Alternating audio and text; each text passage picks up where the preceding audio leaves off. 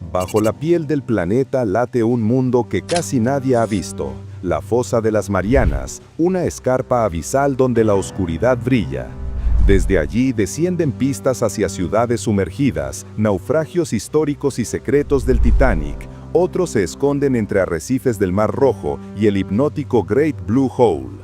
La bioluminiscencia dibuja constelaciones bajo las olas, mientras la arqueología submarina revela templos olvidados.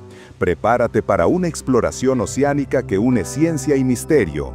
¿Qué criaturas resisten donde la presión aplasta acero? ¿Qué mapas traza la corriente entre ruinas y pecios? Atrévete a bajar. Comencemos. Parte 1. El llamado del inframundo azul. El borde del mundo no está en un mapa. Se escucha un zumbido profundo, un latido antiguo que viene del agua. Allí, donde la luz se extingue y el color se vuelve pensamiento, comienza un reino sin forma y sin reloj. El mar se repliega como una cortina azul y revela abismos, montañas, ciudades de coral, rutas de sombra. Nadie ha visto todo lo que hay ahí abajo. Nadie. Y sin embargo, desde ese vacío nacen vientos, lluvias, cosechas, respiraciones. Aquí, en el silencio que grita, la tierra escribe su memoria. Quien la lea entenderá no solo el pasado de las rocas, sino el porvenir de los hombres. El océano cubre la mayor parte del planeta, y aún así sigue siendo su mayor desconocido. Ocupa el 71% de la superficie, pero apenas entre un 5 y un 10% de su fondo ha sido mapeado en alta resolución. Es una paradoja luminosa. Lo cotidiano depende de lo invisible. Más de la mitad del oxígeno que sostiene cada pulmón humano procede de un ejército microscópico que flota en columnas de agua y convierte luz en vida. El resto es misterio ordenado por presiones que deshacen metales, por temperaturas que rozan el hielo, por corrientes que arrastran historias enteras de un continente a otro sin pedir permiso. Por cierto, no te olvides de suscribirte y dar like al video. En pantalla, la cámara sobrevuela un planisferio que respira. La piel del mundo se hincha y se hunde en relieve batimétrico, las dorsales emergen como cicatrices encendidas y las fosas se oscurecen hasta volverse abismo. El espectador no mira un mapa, mira un rostro. Los océanos son el rostro cambiante de la Tierra, y ese rostro está lleno de arrugas que nadie ha acariciado con una luz. A medida que el objetivo se acerca, la textura del mar revela arquitectura. Cordilleras sumergidas cruzan llanuras de sedimento como espinas dorsales, cañones cortan taludes con precisión de cuchilla, chimeneas hidrotermales exhalan minerales y calor como si el planeta fumara. En el borde de una fosa, una escarpa cae de golpe y el azul se vuelve tinta. La sensación es táctil, la presión no se ve pero aprieta. El agua, que arriba parece blanda, aquí se endurece hasta el hierro. La voz se posa sobre un rumor grave. Dice que el océano es archivo vivo, sistema vital y última frontera.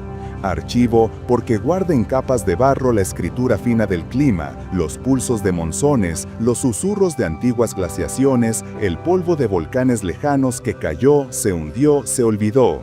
Sistema vital porque modera el calor, trenza corrientes como arterias, fabrica nubes, entrega peces, calma huracanes y a veces los construye. Última frontera porque allí donde la luz no llega comienza otra física, otra biología, otro tiempo. En pantalla, párpados de luz se cierran. El azul claro de una playa se hunde en un azul más denso, luego en cobalto, luego en un negro que no es ausencia, sino materia. La transición es un descenso de sonidos, primero gaviotas, luego el jadeo del buzo, luego burbujas, luego nada. Ese nada es el escenario, un silencio espeso que no vacía sino que llena. La pregunta aparece sola. ¿Qué respira aquí, cuando nadie respira? Los datos se encienden como constelaciones, profundidades que descienden de 3.000 a 11.000 metros, temperaturas por debajo de 4 grados, presiones capaces de convertir un casco en papel. Y aún así, la vida. Foraminíferos grandes como monedas pueblan lodos oscuros, anfípodos de vidrio se deslizan como hojas, isópodos que parecen armaduras pasean sobre planicies abisales, peces sin ojos o con ojos que son lámparas, la luz convertida en lenguaje secreto, bioluminiscencias que se encienden y se apagan como sílabas de una lengua sin alfabeto. ¿Cómo explicar la costumbre de brillar en la noche que no conoce el día? La ciencia entra con la humildad de quien sabe que llega tarde. Sonar multivac peina el fondo y devuelve abanicos de ecos que se convierten en montañas digitales. Vehículos autónomos recorren kilómetros sin guía humana, dibujando mapas con precisión de cirujano. Vehículos operados remotamente bajan por cables umbilicales y llevan ojos y manos donde el cuerpo no puede. Cámaras de ultra baja luz recogen escenas que parecen sueños. La fotogrametría ensambla miles de imágenes y levanta ruinas invisibles. LIDAR submarino traza perfiles cuando la claridad lo permite. El eDNA, ese rastro genético flotante, delata presencia sin mostrar cuerpos. La batimetría satelital infiere relieve desde 1000 kilómetros de altura, leyendo arrugas en la superficie que delatan lo que hay debajo. ¿Cuánta tecnología hace falta para volver a mirar con el asombro del primer día? En pantalla, una línea de tiempo se despliega como una cuerda, del batiscafo que se atrevió a tocar el fondo con paredes de acero abombadas por la presión, a las cápsulas de titanio que ahora bajan y suben con la serenidad de un ascensor. Del registro borroso de una cámara analógica a mosaicos en los que cada piedra tiene su sombra. Del mapa esquemático a la catedral digital donde el ojo puede caminar. Y sin embargo, la estadística golpea. Casi todo sigue en blanco. El océano es una biblioteca donde nadie ha abierto la mayoría de los libros. La voz se vuelve íntima y recuerda que ese vacío no es ajeno. Lo que ignoremos abajo decidirá lo que se respire arriba. Corrientes profundas transportan calor y carbono como si el planeta tuviera una cinta de transporte invisible. Alterarlas es alterar estaciones, cosechas, migraciones. El fitoplancton pulsa al ritmo del sol y fabrica oxígeno como una fábrica silenciosa. Su declive sería una huelga general del aire. Los arrecifes amortiguan oleajes y alimentan pueblos. Su blanqueamiento es un mensaje escrito con tiza en la pizarra de un huracán. ¿Cuándo aprendimos a creer que el mar es infinito? En pantalla se encadenan imágenes de arrozales, ciudades, nubes, todo late con el mismo corazón abisal. El espectador comprende por intuición que el océano no es un paisaje, es una arquitectura de procesos que sostienen una mesa donde comen miles de millones. Y bajo esa mesa hay sótanos, pasadizos, bóvedas con archivo y taller. Allí se limpian las aguas, se esconden las tormentas, se arreglan descompensaciones, se abren válvulas por donde la tierra exhala. El mundo no es una esfera azul, es una máquina respiratoria con memoria de piedra. El relato encadena la física con la fábula. Una chimenea hidrotermal se abre y suelta columnas de humo blanco que no es humo, sino minerales disueltos emergiendo de grietas donde el agua ha reaccionado con la roca. A su alrededor, comunidades que se alimentan no de luz sino de química. Vida sin sol. Tubos rojos, cangrejos pálidos, bacterias que comen azufre y devuelven energía a otros cuerpos. El fondo de la tierra alimenta el fondo del mar. Fuego bajo el hielo. El contraste es un poema que respira. ¿Qué otros modos de estar vivo hemos ignorado por mirar siempre hacia arriba? En pantalla, la cámara se desliza como una gota por un acantilado submarino. La escarpa se corta y el talud es una pared que baja fuera de cuadro. La mente cae antes que el cuerpo. El negro no es ausencia, es textura. Pequeñas luces se encienden y se apagan alrededor como si una constelación hubiera emigrado hacia el agua. El zumbido del océano se vuelve una nota grave, tenaz. Es el sonido del planeta moviéndose en cámara lenta. La voz nombra herramientas sin convertirlas en fetiche, explica que el sonar se abre como un abanico y mide distancia por el tiempo que tarda un eco, que cada ping se convierte en píxeles de relieve, que los vehículos autónomos se orientan por inercia y por campos magnéticos, que el eDNA reconoce el código que dejan las escamas y las heces, que la fotogrametría no es solo una técnica, sino un acto de reconstrucción y de memoria.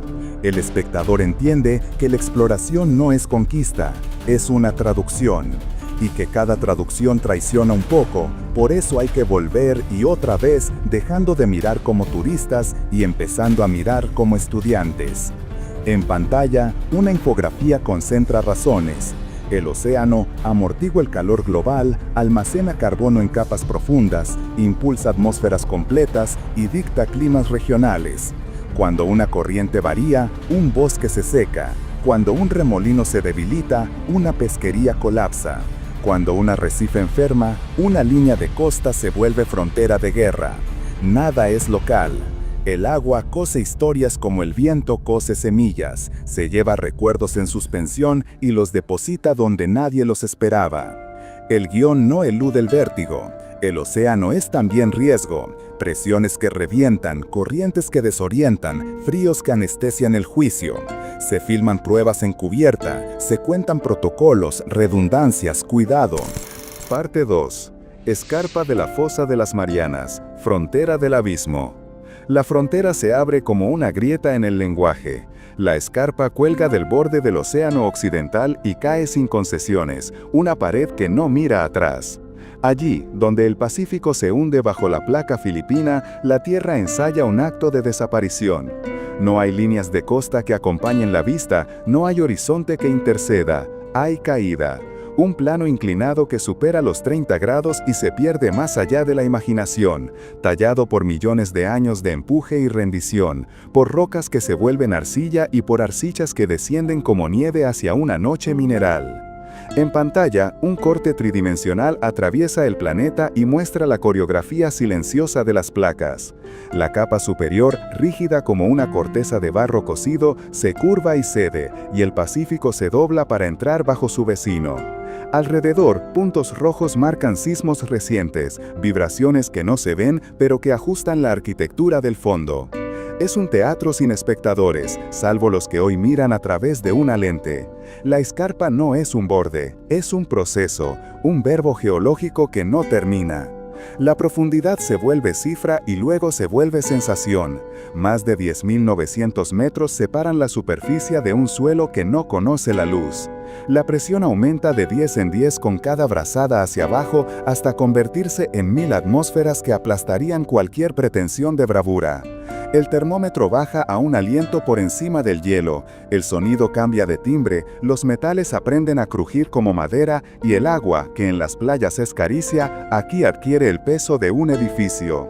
Todo el vocabulario humano parece insuficiente. ¿Cómo nombrar una oscuridad que no es vacío sino materia? La cámara se acerca a la pared. La escarpa no es lisa, es una ciudad de salientes, repisas y balcones, atravesada por cicatrices que descienden como arroyos secos. A ratos, nubes de sedimento se desprenden y forman cascadas pálidas que ruedan por el talud y se esfuman en la tiniebla. Ese alud de polvo húmedo es una nevada que cae al revés, grano a grano, historia a historia. En otras zonas, el agua resuma desde grietas frías y acarrea compuestos que huelen a océano primitivo, metano, sulfuro, minerales que se precipitan en pequeños abanicos cristalinos. La química habla bajo, pero habla. En medio de la severidad, la vida. Foraminíferos gigantes se hunden como botones en el barro y construyen conchas que son casas y archivos. Anfípodos translúcidos cruzan el encuadre como hojas de vidrio llevadas por una corriente que nadie ve. Un isópodo desmesurado camina con paciencia de relojero sobre una terraza inclinada, sin prisa ni destino aparente. Y en una repisa más alta, una sombra se agita y deja ver la forma improbable de un pez sin adornos, de piel lechosa, cuerpo blando, esqueleto reducido. El pez caracol abisal, Pseudoliparis suairei, sobrevive a 8.000 metros de profundidad, allí donde los conceptos de arriba se rompen como burbujas. No necesita más que lo que tiene, no protesta, persistir es su verbo. A veces, cuando ninguna lámpara humana lo interrumpe, la oscuridad se escribe con luz propia. Puntos azules y verdes parpadean como estrellas desorientadas. Son señales como sílabas luminosas en una lengua sin alfabeto. Algunas marcas atraen pareja, otras distraen depredadores, otras confunden alimentos.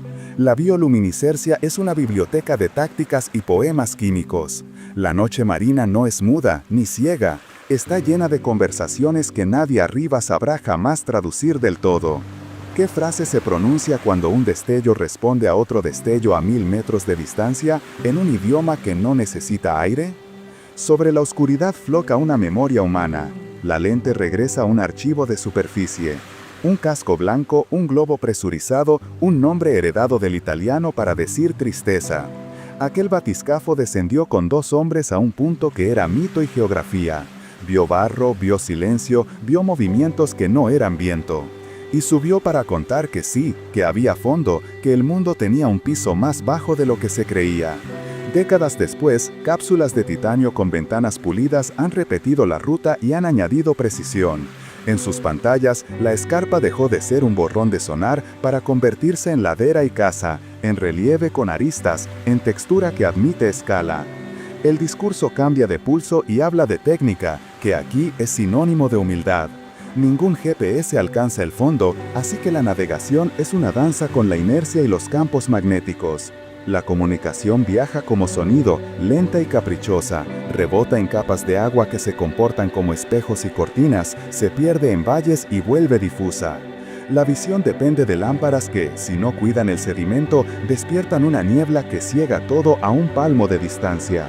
La presión exige sellos y juntas que no perdonan el error, cascos que distribuyan fuerzas como cúpulas de catedral. Las máquinas respiran por mangueras de datos, y cada latido eléctrico es un acto de fe en las leyes de un océano que no negocia. La ciencia toma muestras donde el ojo solo adivina. Brazos articulados recogen puñados de lodo que parecen todos iguales y sin embargo son distintos.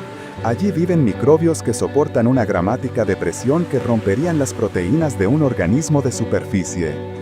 Allí fabrican enzimas que no se fragmentan cuando todo alrededor aprieta, membranas que siguen siendo membranas cuando la física empeña su peso.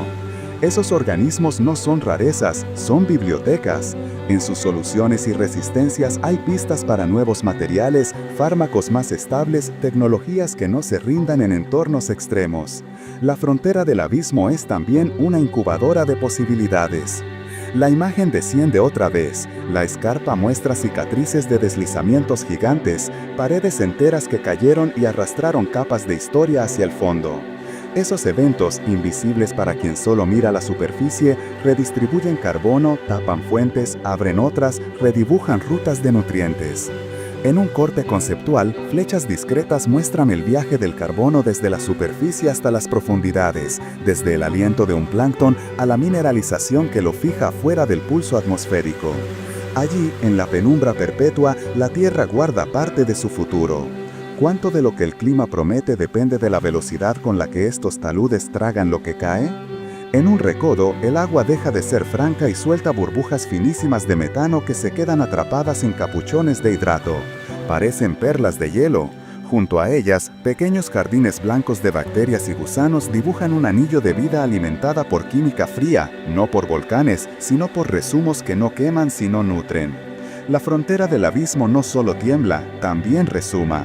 En pantalla, una animación muestra cómo esas filtraciones frías alimentan comunidades especializadas conectadas por redes que no ven el sol y sin embargo sostienen cantidad y diversidad. ¿Cuántas rutas de energía desconocidas cruzan este margen mientras nadie mira?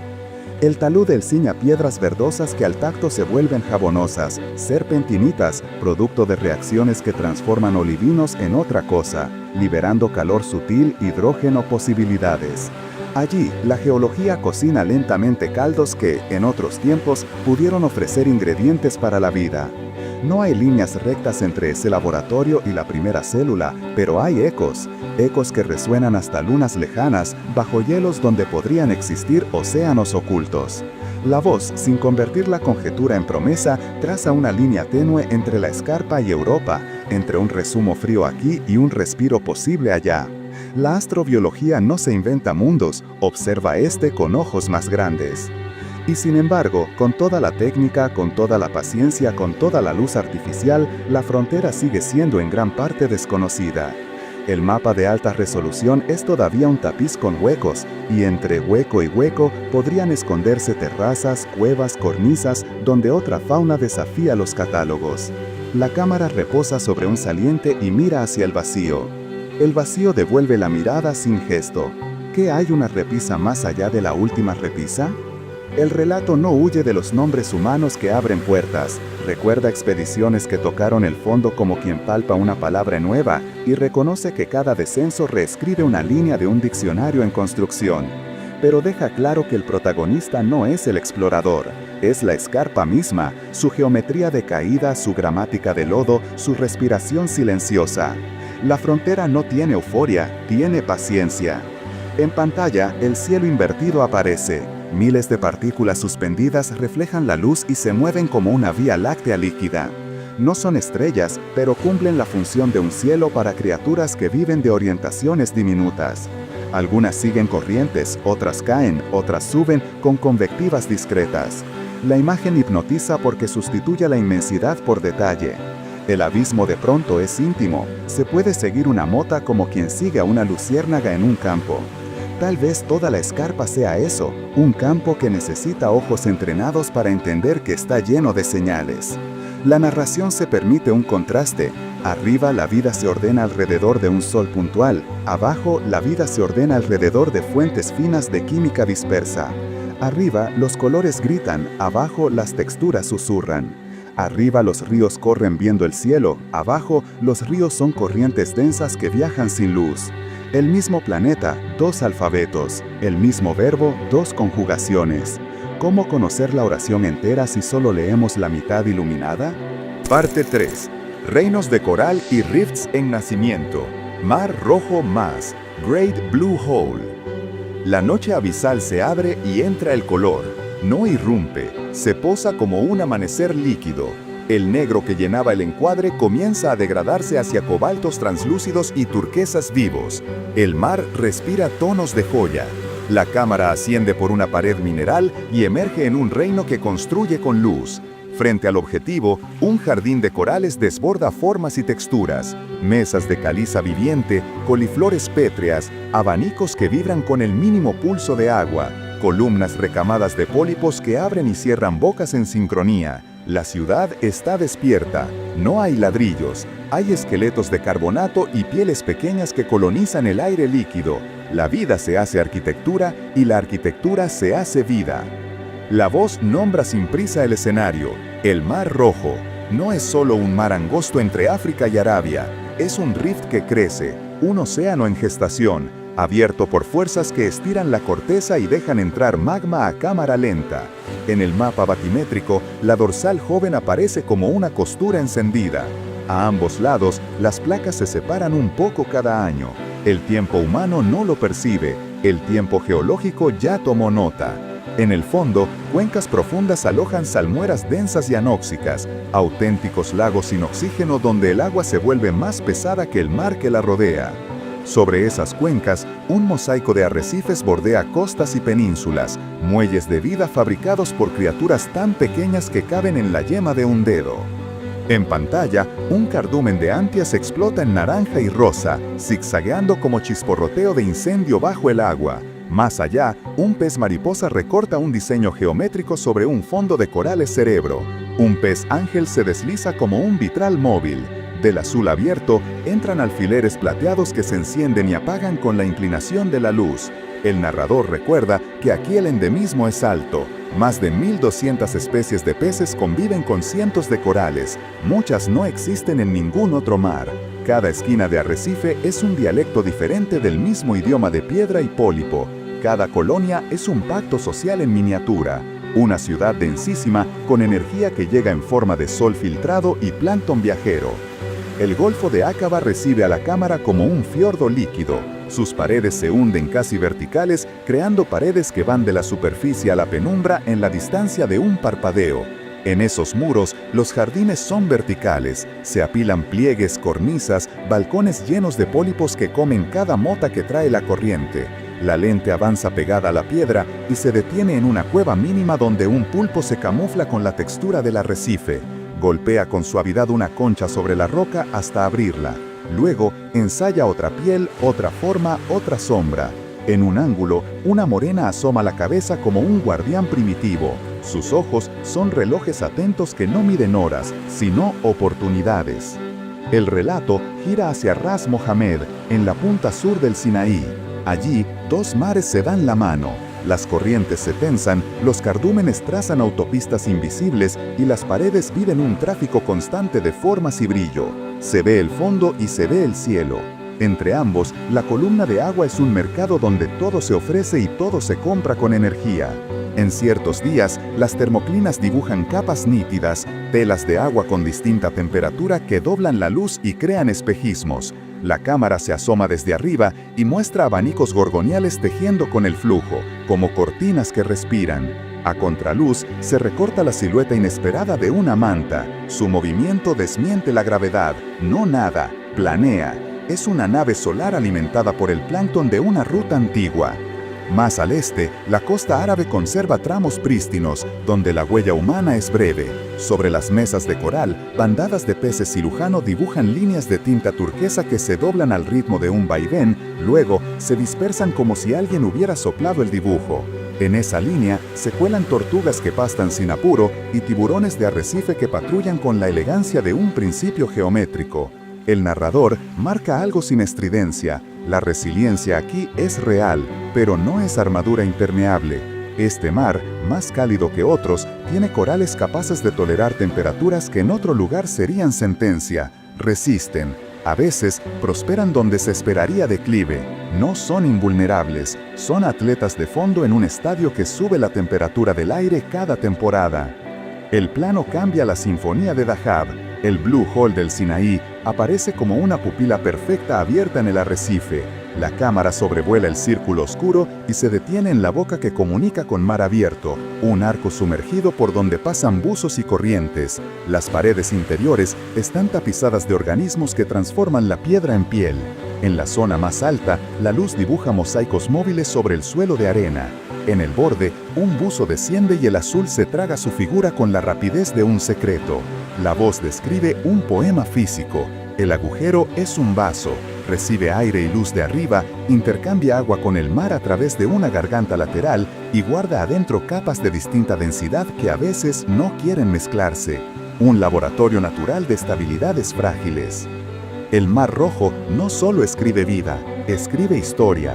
Bajo sus aguas descansan anclas de piedra que sujetaron barcos de madera hace milenios, zonas de fondeo de caravanas marinas, rutas que unían el Nilo con el incienso, el cobre, la resina, la obsidiana, la seda. En playas cercanas, ruinas de puertos hablan de reyes, faraones, comerciantes que leyeron la costa como un mapa antes de que existieran mapas. Entre Áqaba y Suez, la humanidad aprendió a multiplicar horizontes. Ese camino no se detuvo. La caja que hoy une mares por la mano del hombre traza la modernidad sobre las rutas de los antiguos. Barcos de acero pasan sobre jardines de coral y sobre viejas ánforas, y las hélices levantan arena que luego el arrecife debe filtrar. El mar no guarda rencor, acumula. La cámara propone un contraste duro, una secuencia de antes y después, muestra el mismo jardín en días de salud y en días de fiebre. Donde había abanicos color vino, ahora quedan esqueletos pálidos. Donde giraban peces loro tallando rocas en arena, ahora el silencio ganaba. La música baja y la voz elige palabras sobrias. Olas de calor marinas han probado la resistencia de muchos arrecifes y han dejado heridas visibles. La acidez del agua escala escalones en los que descansa el carbonato. La ancla de un barco mal amarrado rompe en segundos lo que costó décadas de crecimiento. La solución no es apenas discurso, es rutina. Boyas de amarre en vez de anclas, zonas de exclusión para motores, cupos de buceo, jardines de coral criados en viveros y trasplantados con la paciencia del agricultor que conoce su suelo, manejo local que entiende que el arrecife no es un parque de diversiones, es una muralla viva que protege costas y alimenta mesas. Las voces locales entran como viento cálido. Un pescador beduino muestra manos curtidas y cuenta rutas de peces que aprendió de su padre mirando estrellas. Un guía de Áqaba recita nombres de paredes y pasos como si recitara poesía. Dice que cada año el agua les habla distinto y que ellos la escuchan con redes y ojos, que moverse con ella es cuestión de educación y de humildad. En otro extremo del mapa, el tambor grave de una comunidad garífuna marca el ritmo de la tarde frente al Caribe. La cámara viaja y deja atrás el desierto arábigo para buscar otro círculo perfecto donde la piedra cuenta una glaciación. Desde el aire, el Great Blue Hole parece un iris de tinta en una pupila turquesa. El mar de Belice es una sábana clara y en medio el agujero. La nave baja en espiral y el agua se vuelve gradualmente más oscura, casi negra. La voz narra con reverencia. Lo que se ve no es un cráter hecho por fuego, es un colapso de cuevas. Cuando el nivel del mar fue más bajo, sistemas de cavidades kársticas se formaron en roca caliza expuesta al aire. Las estalactitas crecieron lentamente con la paciencia de los siglos. Después, las aguas subieron, las bóvedas no soportaron y se vinieron abajo. Quedó un vaso perfecto, un círculo que guarda dentro un archivo mineral. En el descenso, la pared caliza revela cicatrices. A cierta profundidad, asoman estalactitas gigantes que apuntan al abismo. Su sola presencia dice una verdad discreta. Esas agujas solo crecen al aire. Hoy, cuelgan sumergidas. Son relojes de piedra congelados cuando el mundo era distinto. A mayor profundidad, el agua cambia de carácter. Las capas se estratifican. Una línea lechosa traza una frontera donde la química se impone. Debajo, el oxígeno escasea. El olor a huevo podrido que describen los buzos no llega a la pantalla, pero el relato lo traduce. Es sulfuro, vida de otra gramática. La cámara no se precipita, respeta el límite, entiende que abajo hay procesos finos que no pedirán permiso si una linterna les impone su lógica. Al borde del agujero, en la plataforma iluminada, la vida danza con exuberancia. Tiburones de arrecife del Caribe giran con un eje invisible, mientras rayas descansan sobre arena tamizada.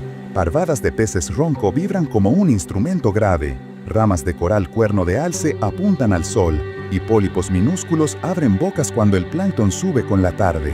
La voz enumera sin recitar. Se trata de un sistema protegido por leyes y por acuerdos sociales. Quien guía sabe por dónde pasar. Quien maneja sabe dónde amarrar. El arrecife es sustento y orgullo, también futuro. En su delicada estabilidad se juega la pescadería de mañana, la ola que no rompa casa adentro, la belleza que atrae visitas que pagan almuerzos y escuelas.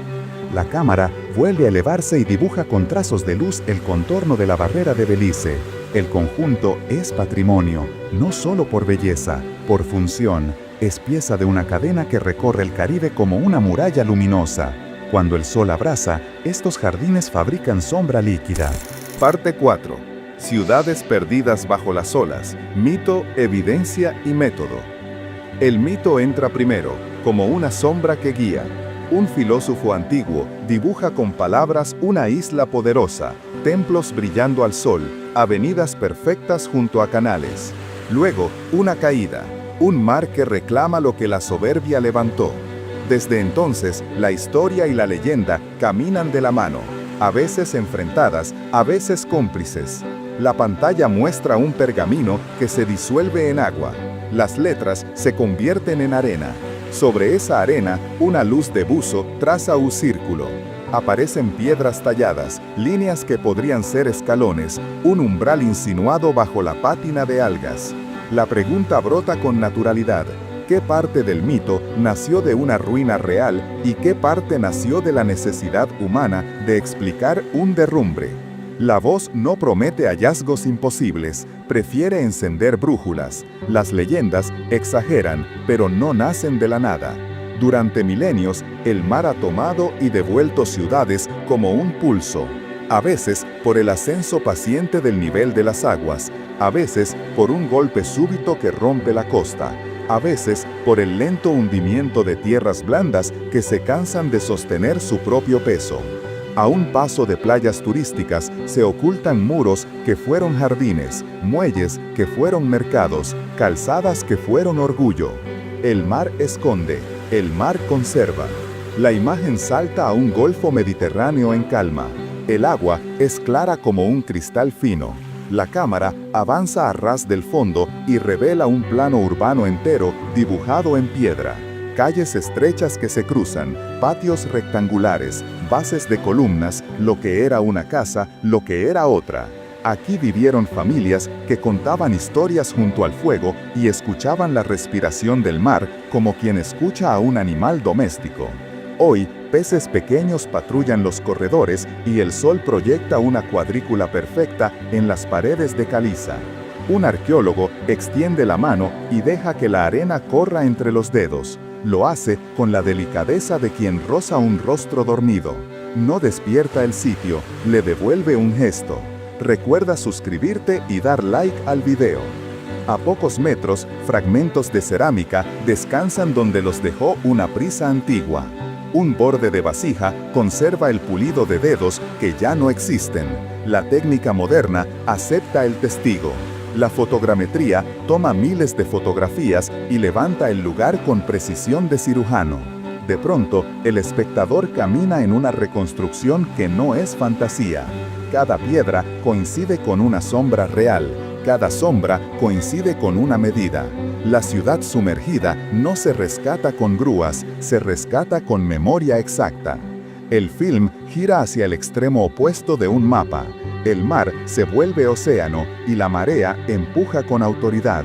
En un cabo de islas golpeadas por el viento, plataformas escalonadas descienden hacia el azul como gradas de un anfiteatro sumergido. Se discute si son obra de la naturaleza o del hombre. Hay terrazas, hay líneas rectas, hay ángulos que invitan a pensar en herramientas. También hay fracturas que una corriente puede replicar con paciencia. La voz no se precisa.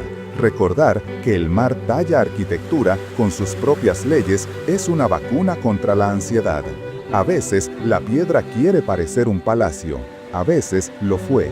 En el límite entre ambas cosas vive la tentación de inventar. El método acude para enfriar la fiebre. La cámara atraviesa columnas de partículas en suspensión y halla una estatua caída junto a una avenida de arena. El rostro surge cubierto de algas, los ojos vueltos a la superficie que ya no mira. En la desembocadura de un gran río, templos que fueron orgullo reposan ahora sobre un lecho blando, rodeados de fragmentos de barcos, anclas, pesas de red. El delta cambió su curso, la tierra cedió. La ciudad celebrada en poemas se inclinó de a poco como una barca atada con nudos que se aflojan. De repente, una noche de tormenta fue suficiente para que el agua terminara la tarea. El mar recogió columnas, arrastró techos, acomodó dioses en un silencio salado. Siglos después, una campana de sonar dibuja en ecos metálicos lo que la arena había guardado. Aparecen estelas gigantes, esfinges, tablones. La historia no había desaparecido, había aprendido a respirar bajo el agua.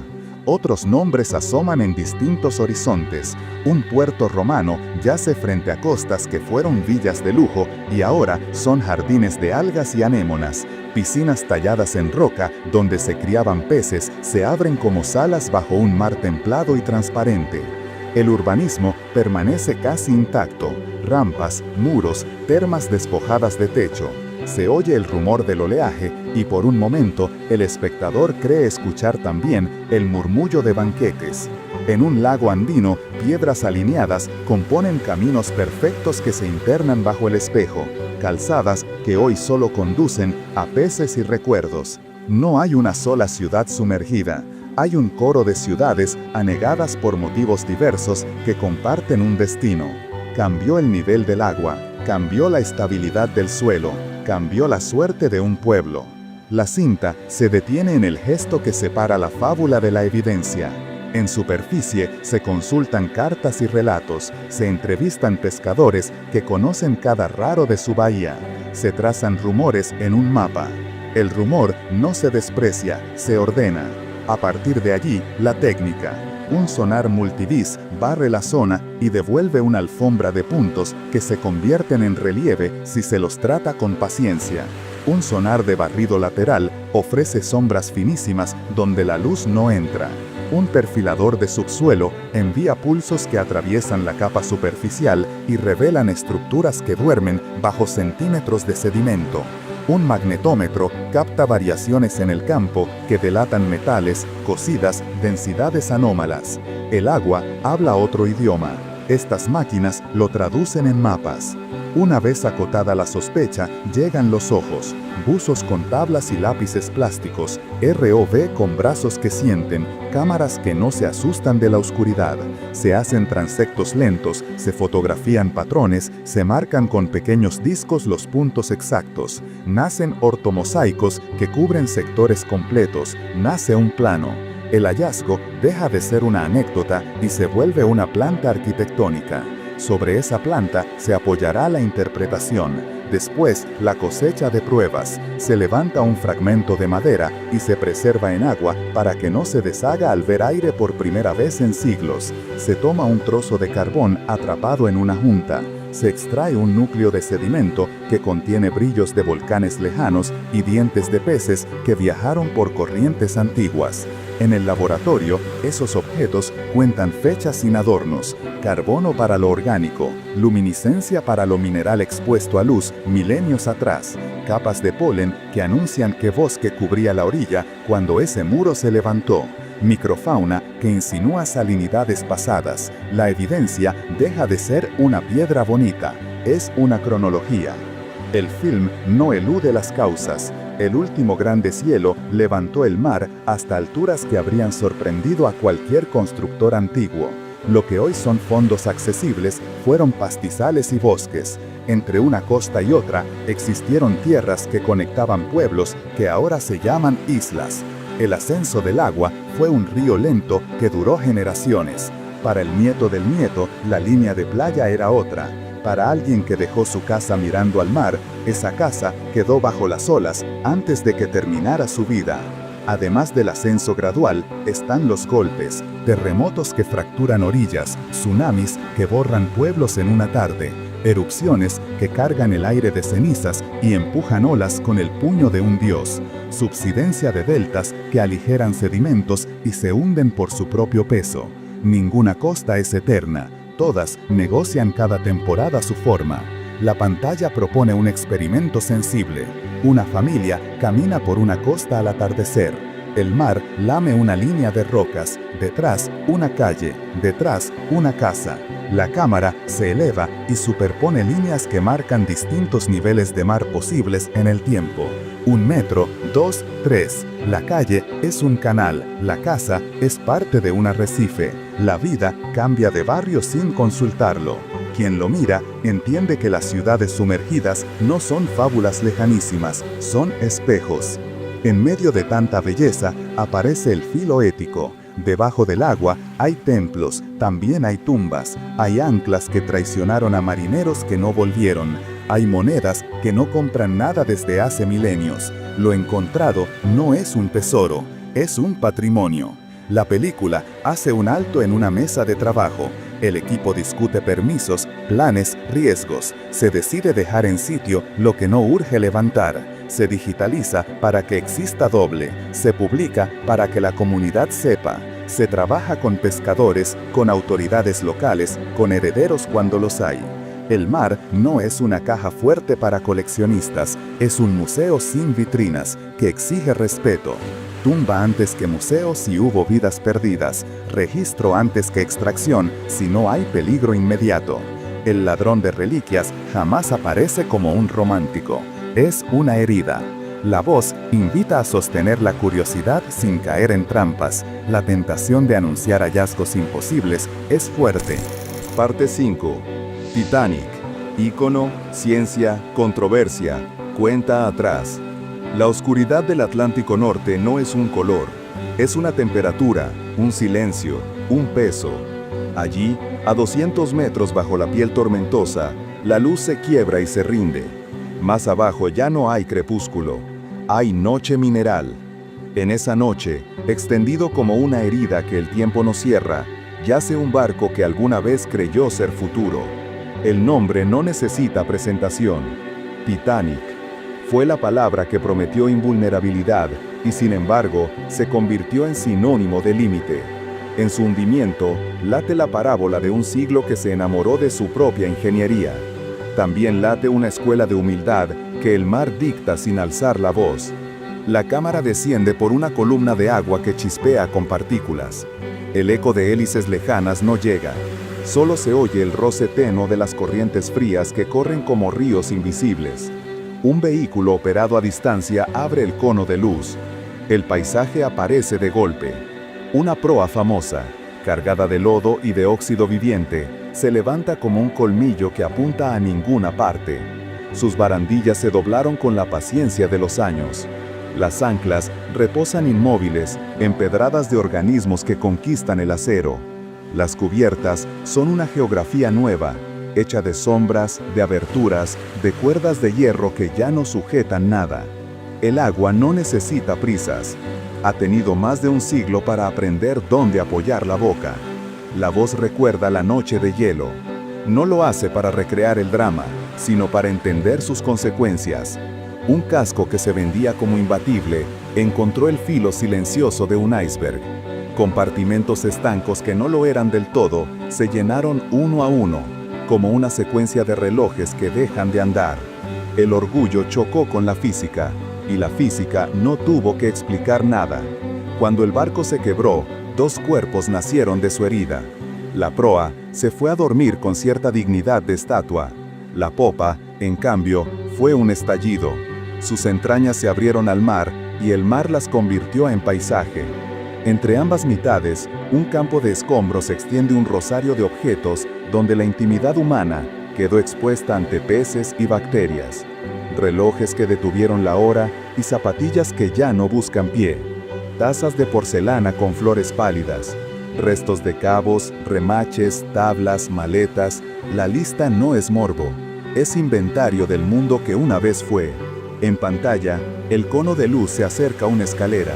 No queda brillo, no quedan alfombras ni dorados. Quedan la traza, el vacío, la forma del hueco por donde subieron sueños de primera clase y bajaron urgencias de tercera. El barro tapiza rincones con un lenguaje áspero sutil.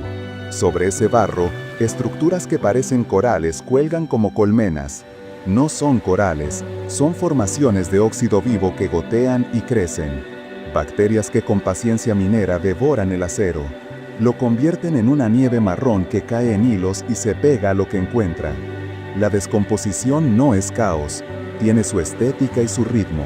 La obra del tiempo tiene firma. La ciencia, lejos de frivolizar, trata al pecio como se trata un archivo. Primero aprendió a mirar con respeto. Las primeras imágenes eran borrosas, azules lechosos, con detalles que se intuían más que se veían. Luego, los ojos se afinaron. Cámaras que aman la oscuridad, luces que no ciegan el sedimento, rutas calculadas para no levantar nubes que enturbien días de trabajo. A continuación, la cartografía. Miles de fotografías ensambladas con precisión de orfebre dieron origen a mosaicos que cubren tramos enteros como alfombras. No se trata de coleccionar postales, se trata de medir, de conocer la forma exacta de una cicatriz para saber cuánto ha crecido, cuánto colapsará, qué estructura apoya a cuál. Así, nacieron modelos tridimensionales que hoy se exploran con la mirada y con las manos de la mente. La proa vive también como nube de puntos. Su curvatura se mide en milímetros. El tiempo, que parecía abstracto, se volvió una diferencia entre dos escaneos. La voz cuenta lo que ese cambio implica. Por primera vez, el mundo no solo ve al Titanic, puede vigilar su desmoronamiento sin tocarlo. Puede anticipar caídas, registrar sederes, archivar el derrumbe con la misma minuciosidad con la que antaño se archivaron listas de pasajeros. La tecnología permite visitar el barco sin visitarlo, caminarlo sin pisarlo, iluminarlo sin herirlo. No es una paradoja, es una ética. El pecio no es un set de aventura, es una tumba. El agua aguanta la curiosidad si la curiosidad aprendió modales. La cámara se interna con cuidado por un pasillo colapsado. Las paredes ya no son paredes, son membranas de metal cubiertas de costras que recuerdan ciudades de sal. Un haz de luz recorre un plato intacto que el azar dejó boca arriba. Cerca de él, un tenedor sin brillo guarda todavía la forma de una mano que lo sostuvo. Nadie la verá nunca, pero está ahí, impresa en el óxido y en la memoria del objeto. La voz baja aún más el tono para contar que cada pieza es una biografía comprimida. Una taza vacía no es una taza. Es el gesto de una mañana que no se terminó. Un reloj detenido no es un reloj, es un instante clavado con alfiler. Una maleta hinchada no es un equipaje, es un itinerario roto. La emoción que despiertan estos objetos no es una emoción coleccionista, es el reconocimiento de que las grandes historias caben en cosas pequeñas. El relato no esquiva el debate. Durante décadas, el Titanic fue una frontera entre la curiosidad y el saqueo. Hubo manos que se llevaron lo que el mar había aceptado. Hubo ojos que reclamaron el derecho de mirar sin tocar. La película elige un camino claro. Mira y registra. Pone los modelos en manos de la gente para que el barco sea de todos sin dejar de ser de nadie. Cuando es imprescindible recuperar un objeto frágil, porque el tiempo lo quebrará, se hace con ceremonia y conciencia, y su destino es la sala de un museo, donde la pieza pueda contar sin perder dignidad. Si no es imprescindible, se queda donde está. Una tumba primero, un museo después. Esa es la escala. La narración se detiene en un gesto de manos enguantadas que colocan pequeñas escalas láser sobre una superficie. El láser brota como dos puntos verdes que nacen de una misma boca. La distancia entre ellos es la referencia. La imagen que los contiene es un acto de justicia con el futuro. Cuando ya no existan esas barandillas, cuando el óxido haya terminado su lenta, obstinada tarea, quedarán registros capaces de reconstruir no solo formas, sino tiempos. La duración de un tramo, el espesor de una plancha, la curva de un remache. No son caprichos técnicos, son puntos de apoyo para la memoria. El mar, mientras tanto, hace su trabajo de jardín. Allí donde el acero ofrece relieve, el agua ofrece inquilinos. Esponjas discretas y anémonas pequeñas se aferran a esquinas y tornillos. Peces de mirada tranquila habitan huecos que antes fueron compartimentos. Se mueven sin prisa, como si supieran que habitan un monumento y eligieran respetar el aire del lugar. A veces, un pez linterna aparece en el borde del haz y se va con una prudencia de espectro. La vida no celebra aquí, ocurre, se adapta, no invade. El conjunto transmite una rara paz que es mezcla de duelo y de orden. La voz abre una ventana hacia la superficie, hacia la otra cara del legado. El naufragio destapó una cadena de vergüenzas. Protocolos laxos, soberbia empresarial, botes salvavidas contados como si el mar se fuera a contentar con estadísticas. En la resaca de aquel desastre, el mundo se vio obligado a cambiar su manera de pensar la seguridad. Señales, rutas, reglamentos, prácticas que hoy parecen de sentido común, se escribieron con tinta de Atlántico. A veces, la civilización toma nota solo cuando la naturaleza firma el acta. El relato vuelve abajo y recorre el campo de escombros, guantes de cuero rígidos como piedra, botellas blanquecinas llenas de sedimento, cuencas de lámparas sin fuego. Los objetos se ordenan en una composición que más que azar parece tablero de memoria. Se entiende entonces que el Titanic es al mismo tiempo museo y mapa. Un mapa que no se lee de norte a sur, sino de pasado a presente. Cada fragmento señala una dirección, un gesto, una elección, una ruta de gente. No hay nombres grabados en cartelas. Los nombres flotan, como flotaron aquella noche sobre aguas impasibles. Parte 6. Guerras sumergidas y cementerios de hierro. Pistelgorm, Yongala, Isla Salomón. El hierro tiene memoria. Bajo el agua, esa memoria florece. Donde los hombres construyeron máquinas para imponerse al mundo, el mar levantó jardines. Donde hubo estrategia, hoy hay cardúmenes que giran como órdenes que ya nadie da. Donde hubo miedo, ahora hay silencio útil. El océano no celebra ni condena, reutiliza. En esta travesía, 3 nombres se encienden como faros sumergidos. Pistelgorm en el Mar Rojo, Yongala en la Gran Barrera. Un archipiélago entero en el Pacífico que aprendió a llamar fondo de hierro a un corredor de guerra. La cámara baja. El zumbido del motor se atenúa. Empieza el museo sin vitrinas. El agua del Mar Rojo es una lámpara encendida. La visibilidad alarga los ojos. Desde la cubierta del barco de apoyo, el azul parece un vidrio tallado. Abajo, a una distancia amable para el cuerpo, reposa un casco mercante con la dignidad de un monumento inesperado. El Tistelgorm aparece primero como una sombra geométrica, luego como un volumen lleno de aristas dulces de coral. La proa apunta a ninguna parte. Las barandillas se han vuelto arrecife. Sobre los cabrestantes crece una barba de esponjas que dan a la escena un aire de catedral improvisada. La voz narra con calma. Era un carguero. Llevaba en sus entrañas la logística de una guerra. Camiones que nunca tocaron arena, motocicletas que nunca rozaron carretera, cajas con suministros que el salitre convirtió en cofres sin tesoro. Una noche de bombas lo detuvo en un gesto, y desde entonces el tiempo completó la coreografía. La cámara no entra con prisa, asoma por un boquete y se detiene en un asombro que no se consume nunca. En la bodega, un convoy dormido, volantes inmóviles, parrillas cubiertas de coral, cadenas que ya no atan nada. Un cuadro de motocicleta se adivina bajo una piel de cal de mar. El haz de luz encuentra relojes de tablero con agujas que sirven de posadero a agobios diminutos. Un banco de peces diablo cruza la pantalla como una ráfaga. En una esquina, cajas abiertas dejan ver botellas afeadas por el tiempo. El inventario bélico se ha vuelto inventario biológico. La utilidad original se disolvió y quedó un uso nuevo, sin jerarquías ni uniformes. Los peces león planean sobre los restos como heraldos en cámara lenta. Sus aletas filigranas vibran con un compás secreto.